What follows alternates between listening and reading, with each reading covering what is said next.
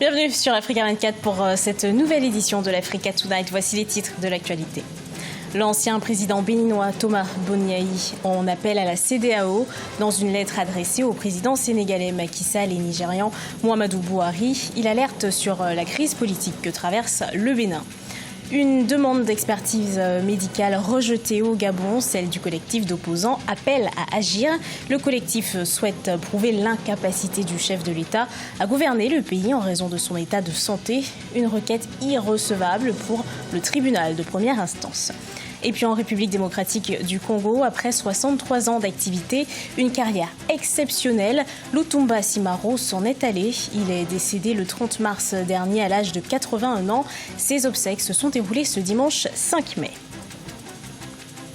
Au Bénin, l'ancien chef d'État béninois Thomas Boniaï a adressé une lettre au chef d'État de la CEDEAO, un appel au secours pour sa sécurité et pour le Bénin.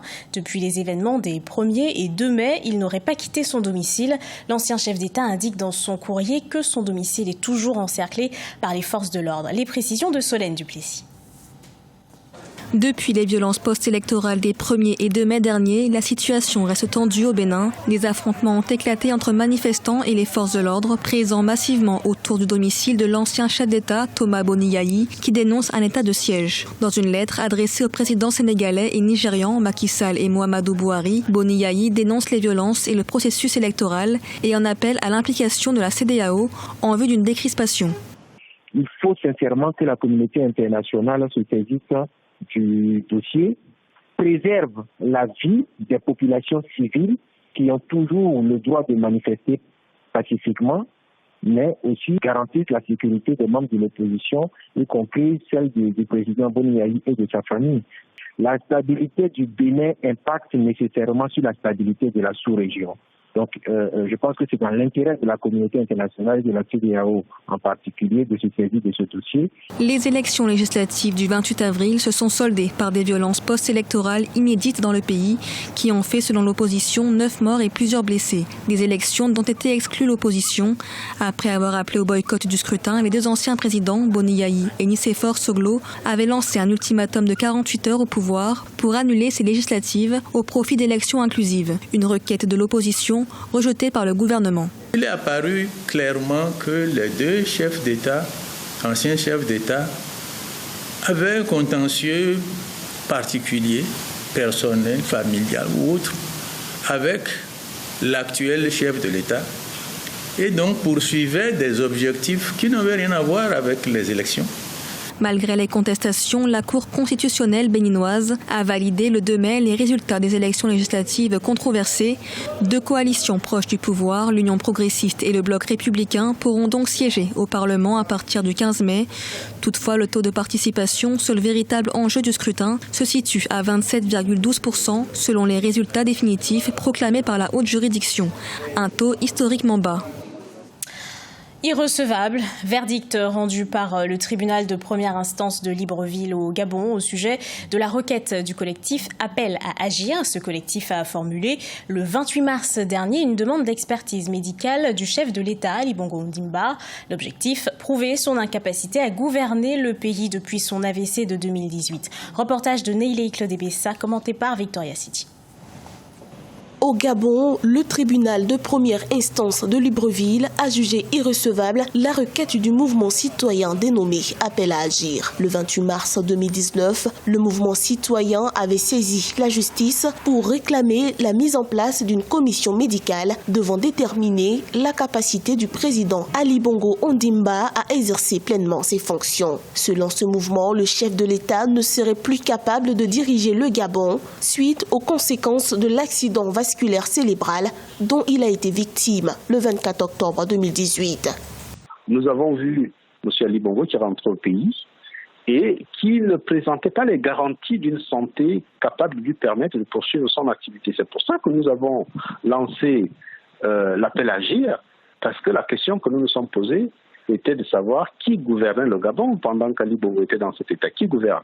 Le tribunal de première instance affirme que les requérants qui ont formulé cette requête n'ont pas qualité pour agir. Le gouvernement ou à défaut les 2 membres du Parlement peuvent saisir la Cour constitutionnelle en vue de constater la vacance de la présidence de la République ou l'empêchement définitif de son titulaire. Pour l'opposition, cette décision de la justice vient renforcer le doute sur la capacité du président à diriger le pays. Le tribunal vient de prouver que le fait de ne pas avoir toute la transparence autour de la santé de Ali Bongo, que nous avons parfaitement raison de l'indisponibilité d'Ali Bongo. Parce que pour taire cette rumeur, il fallait que cette commission médicale soit mise en place pour aller examiner l'état de santé d'Ali Bongo. Soulignons que la requête d'expertise médicale pour le président gabonais Ali Bongo Ondimba par le collectif constitué de 10 personnalités de l'opposition et de la société civile intervient quelques mois après le retour au Gabon le 23 mars 2019 du chef de l'État de convalescence au Maroc. L'ancien président du Conseil économique et social gabonais, Edmond Kambele Kogoro, est avec nous. Merci à vous d'avoir accepté notre invitation. Je remercie également. Alors, tout d'abord, une réaction par rapport à ce verdict rendu par la justice gabonaise. Est-ce un verdict surprenant? Et puis, qu'est-ce qui traduit cette décision de justice? Je peux d'abord vous dire que ce verdict est surprenant pour des gens qui ne connaissent pas, qui n'ont pas lu et qui n'ont pas bien étudié la Constitution de la République gabonaise.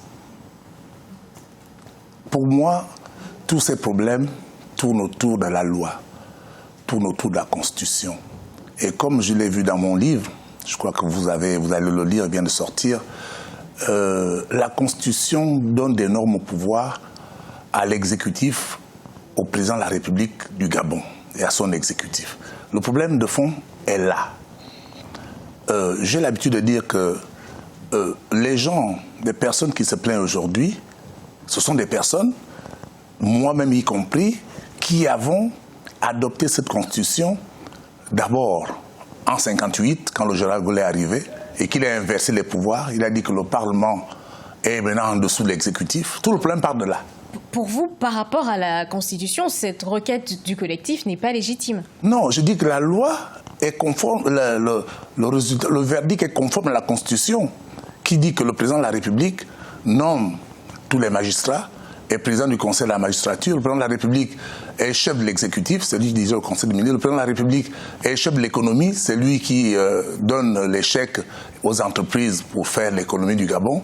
Le président de la République... ce que le collectif a voulu savoir, c'est si l'état de santé du président de la République faisait qu'il est capable ou pas de rester au pouvoir, de gouverner le pays. Est-ce que vous connaissez, dans un match de football, c'est ce que tout le monde connaît, l'arbitre du match est en même temps de la même équipe, d'une équipe. Est-ce que l'équipe qui a l'arbitre du match peut perdre un match?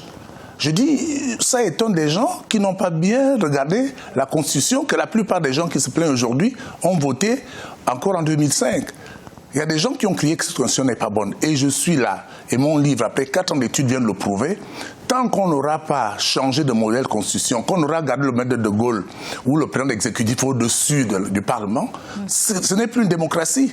La démocratie, c'est le gouvernement du peuple, par le peuple, pour le peuple. Or, ce peuple qui est représenté dans une démocratie par l'Assemblée nationale est en dessous d'une seule personne qui est le président de la République, qui est l'exécutif. Qui peut se faire à la Kiri? En un mot, est-ce que le pouvoir à l'heure actuelle au Gabon est affaibli? Mais tout le monde le constate, le pouvoir est affaibli.